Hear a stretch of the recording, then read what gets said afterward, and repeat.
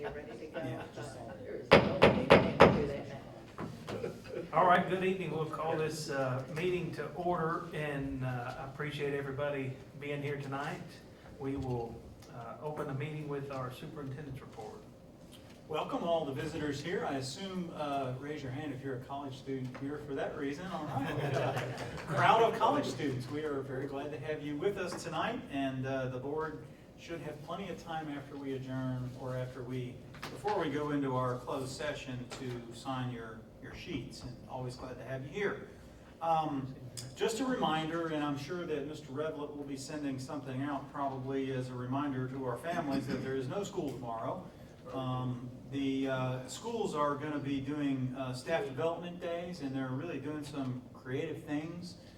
I'm going to be out speaking to the high school faculty, to OHS group, because they are going to be doing a visit to the community college, and going to be talking about, they're going to be seeing what the community college has to offer and understand what it means when we say grade 14 is the new 12 for all of our students, and why having a joint relationship with a comprehensive high school and a comprehensive community college is really one of the most important things we can be doing with our secondary schools.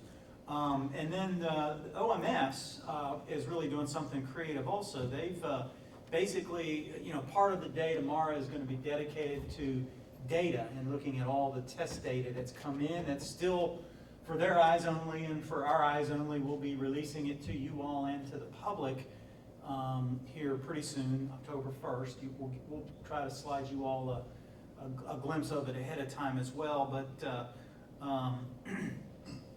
But OMS is basically mapping the data. They're taking a map of the city and looking at the results of their kids based on where they reside in the city, and then they're going to get on a bus and they're going to go and see the neighborhoods and understand a little bit about the community that they serve. So it's an innovative project. I'm interested to see how that works, as I am interested in all the things that our schools are doing tomorrow, and as we begin looking at data.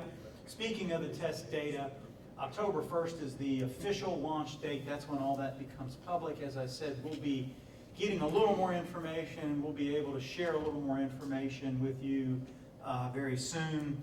And then we will be doing, Lynn Beavers, who is our district assessment coordinator, will be doing a presentation to you at the luncheon next week. We're fortunate that because of fall break, our luncheon is up a week, so you'll hear all the details about our test results next Thursday as far as the specifics, and have some Q&A with her and that kind of thing. So she's been working very hard on that, and generally we're seeing a mix of things. As we always say, this is a one-time glimpse into what's happening in our schools, but it is by no means the whole story of what's happening in our schools.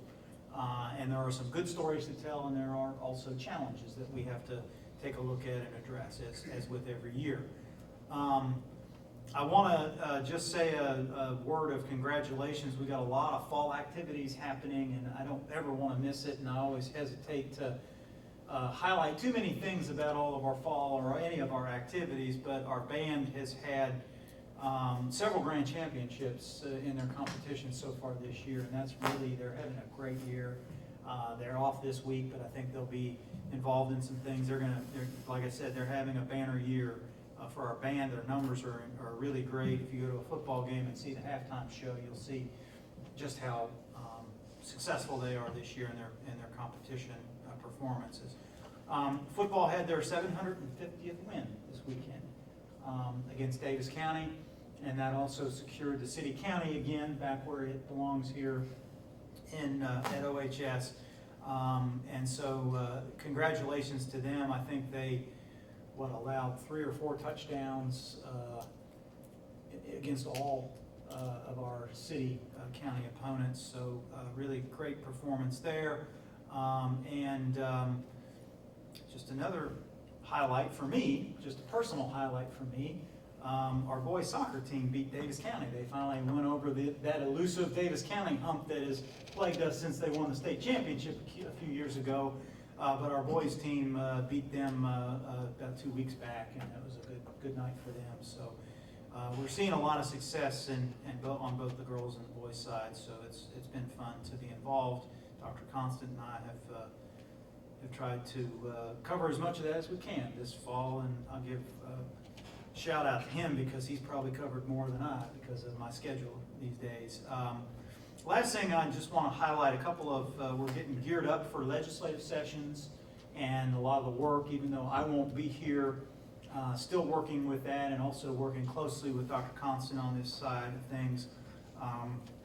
But we will have a legislative gathering in early October with some neighboring boards of education. We've got some word that we'll have 3 or 4 legislators there, and that's good.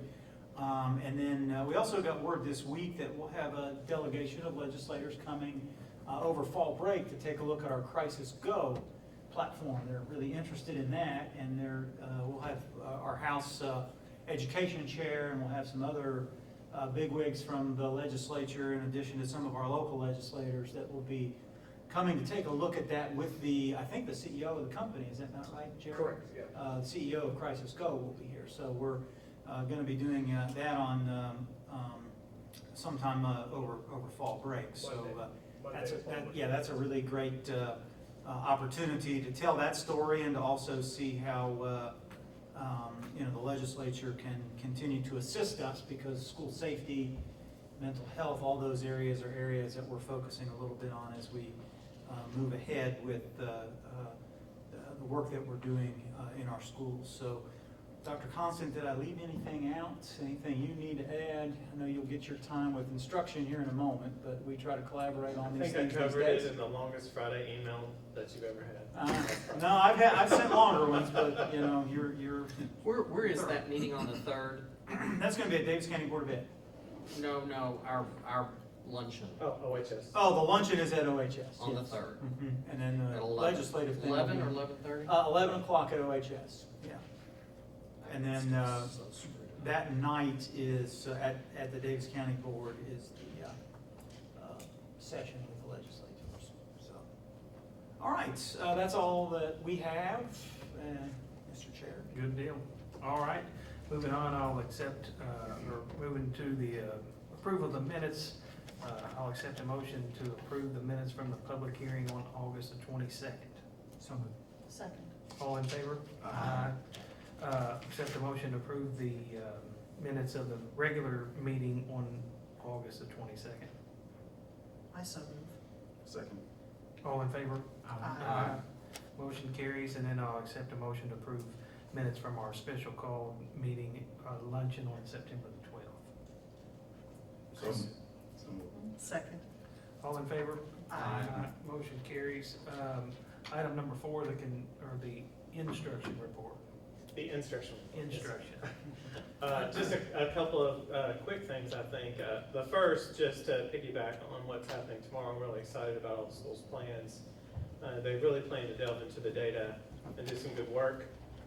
But just in case you're hearing, or you've heard, or you may hear, the questioning of why we would take this Friday out and not just like tack it on to fall break, which is next week. If we put that scenario out on the Friday before fall break for teachers, we don't think it would be quite as productive as it might be tomorrow. So that's why we do it then, but we always ask the question every year of our principals, do we need to keep this day in the calendar or not for the next school year? It always also helps that the county is, doing this too, so it's. Try to just sync it with the helpful. test data release too. Yeah, which we do. We does- always try to do it seems when more- we think we'll be able to talk to teachers about it. And thank God we are able to talk to teachers about it legally tomorrow. So excited about that and what's going to go on there. Secondly, just to highlight, and Mr. Johnson can provide comments too maybe, but we took a team of people to the Woodson Academy. I mentioned that in the Friday email to you. By Ms. Aiken's invitation. She was here over the summer working with our administrators on cultural responsiveness and diversity issues and things like that. And she's also helping the Western Academy at the Neblet try to get its feet on the ground and been a role model for us with the BMW program she runs in Lexington. So she invited me 2 or 3 times to come and visit the Woodson Academy. She said, you really need to see to believe. And so Mr. Johnson, David Phillips at Newton Parish, Ms. Sherry Smith, and myself, and then Olga from the Neblett Center was there, and that was our team that visited. They have approximately 250 kids, grades 6 through 12, that have a wing on the back of a brand new high school in Lexington, a beautiful facility. And as we walked into the very safe and secure building, we saw kids in blazers and ties and very mannerly. But what I was so impressed with was the organization of how it all ran. We got in classrooms and saw very rigorous instruction, kids really being confident in what they had to say, and that I'm sure is by design, and taught to the kids. Some very, very committed teachers who told us about their mission and why they started and were interested in teaching there. The school is pretty much a success because of the building blocks that BMW started. The Saturday program there started in earnest, and then Fayette County decided to make an academy out of it, like its own school. And of course, they have a lot of interest. They have to call through applications to get it down to that number. They want to get to 300 kids. They have a space issue already though, but that's the goal, is to get it to grow to 300, but they're turning down quite a number of kids to this academy. So if we are in any way to model this, and I don't know how it would even look if we did it here in our district, but if we are to even model it, we've got to get that Western Academy at the Neblett going well. And so the last report I heard is they have about 25 committed OPS African American male kiddos from our elementary schools that are committing to this Saturday Academy. I haven't seen a published start date yet. They had an intention to start October 19th. I think they're mulling over that start date versus maybe a little bit more of a delay to plan a little bit more. So I think, jury's still out on that one. But once we get that going well, I think it will maybe prove that we keep adding to the Saturday Academy and then see what happens from there. But it was a great visit. Do you have anything to add, Mr. Thompson? Yeah, just want to echo Dr. Constance saying, it's an outstanding program. I want to thank you for allowing us to go, to be able to see it up close and personal, because with anything, programs, you want to be able to see it firsthand in action. And we were able to see these young men thrive. And the way they looked, they were sharp. And anybody that knows me, I'm military, so I'm always looking at that structure, and it was there. And that's what's definitely needed. And I believe that, Owensboro Public Schools and us partnering with H.L. Neblett and Western Academy is an outstanding achievement on our part to really help these young people. And it'll be a feeder into the high school, and we're excited about it. So.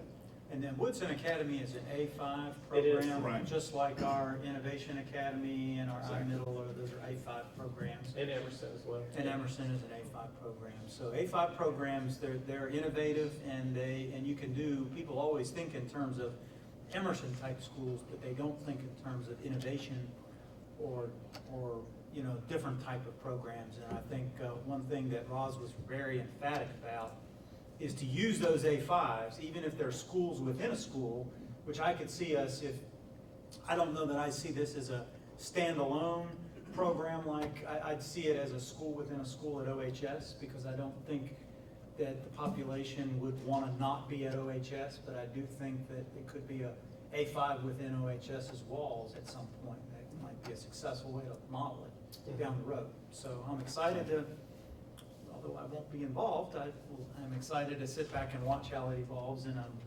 willing to help any way I can. That's all I had. All right, thank you, sir. Are there any other questions for Dr. Johnson? Seeing none, then we will move on to the consent agenda, and I'll accept a motion to approve the consent agenda as presented. So moved. Second. All in favor? Aye. Motion carries. Are there public comments on any of the agenda items? Seeing none, we'll move on to the construction report.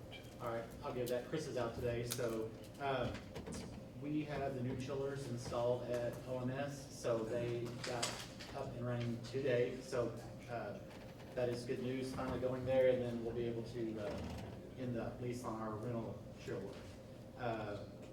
Middle, the roof decking is half complete, and the project is still on track, you know, based on the latest updates. So of course, that transition is supposed to happen at Christmas break. So that's still on track. Emerson, they did a walkthrough the other day, do the punch list for the end of that project, and they're supposed to work on that punch list during fall break, and hopefully that will be wrapped up and completed. And once that punch list is complete, then we'll be able to move masonry over to their new.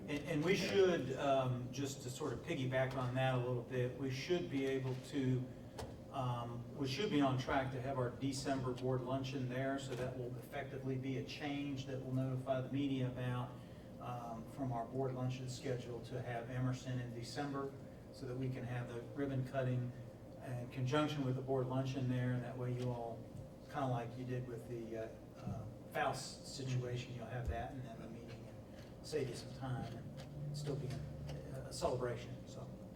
Sorry to interrupt there. Oh, you're fine. The last thing on construction is the energy project. We're still just in the very early phases. Chris has been reviewing a lot of drawings. We've had engineers going through the district, so just still very early on in doing those preliminary planning sketches. So that's it. All right, are there any questions on the construction report? Seeing none, we'll move on to the financial report.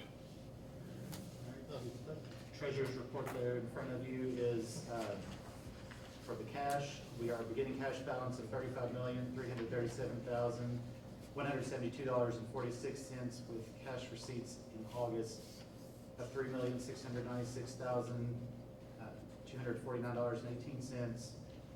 Disbursements of $8,100,552.59. Leaving a cash balance at August 31st of $30,932,869.05. Of course, you see the breakdown of the funds above. A lot of the disbursements related to construction. All right, are there any questions on the financial report? If not, I'll accept a motion to approve as presented. So moved. Second. All in favor? Aye. Motion carries, and you also have in front of you the fiscal year 2020 working budget. Yeah, so the report that was online was the entire report that gets submitted to the state, which is all the funds. And so what we laid in front of you is the general fund, the expenditures just broken down by location. One of those is by function, and then one is also by object code. So you can see that we budgeted for instruction, 63% of the budget, the general fund is for instruction. And then when you look at the object codes, 85% is related to salaries and benefits. So just a couple of things to note in the budget for this year. You know, we had the raise that was passed last year, I say passed last year for this year. The middle stipends, the one-time stipends for that startup year. We had the SRO position at the middle school included in there, our new mowing contract, some mental health assistance at the middle school, and the standard increase in utilities, maintenance and things of that nature.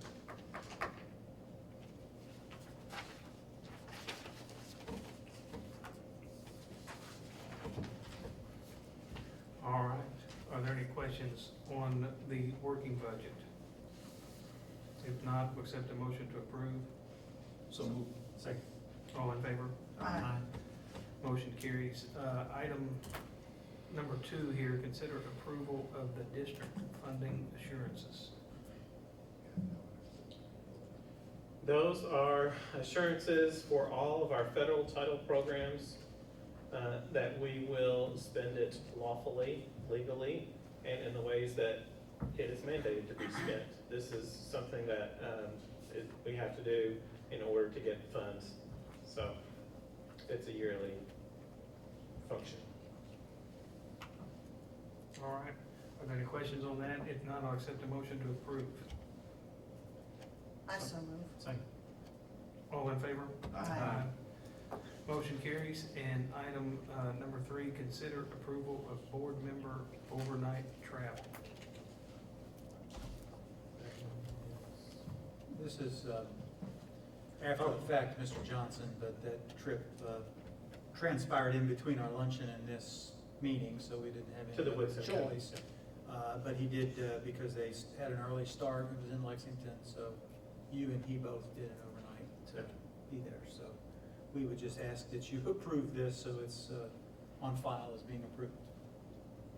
All right, I'll accept a motion to approve. So moved. Second. All in favor? Aye. Motion carries. Board comments. Dan? None. Dr. Luckett? Mr. Johnson? Ms. Decker? Give us something, give me something. I feel like the school year already feels like it's flying by, and I just continue to be impressed with everything our students are accomplishing. I volunteer Monday mornings in OHS's front office, and I feel like you can tell how the band did, whether the band had a weekend off or not. Because if they had a weekend off, we still have the same trophies that we had the week before. But the rate they're going, every time they have a competition, we remodel with new trophies in the front office. And I'm hearing great things from all of our grade schools and middle schools too. So like a lot of happy parents and a lot of productive students and teachers. Well, that's great. I don't really have any comments. I'll say the only thing on, you're talking about the city and county football deal, I think we had a running clock on all 3 A teams. running clock So on. that's pretty strong. I wasn't gonna rub it in. But that's okay. You're a lot classier than I am. All right, well, with that, we will recess into closed session for parent appeal of grievance findings. And there's also some personnel stuff, so I think we can do our closed session Yeah, for we a can go ahead while. and do the first part of it. So can't we do won't, the yeah, grievance part. we've got a few things to cover in closed session before we get to that point, so. Okay, and she is here, so All right, we can actually start that if she's here. oh, that's good. But Kim, but we'll have to deal with that. We'll have to. Oh, I guess I need I'm sorry, I need Yeah. approval to go into closed session. So moved. All right, all in favor? Aye. Motion carries.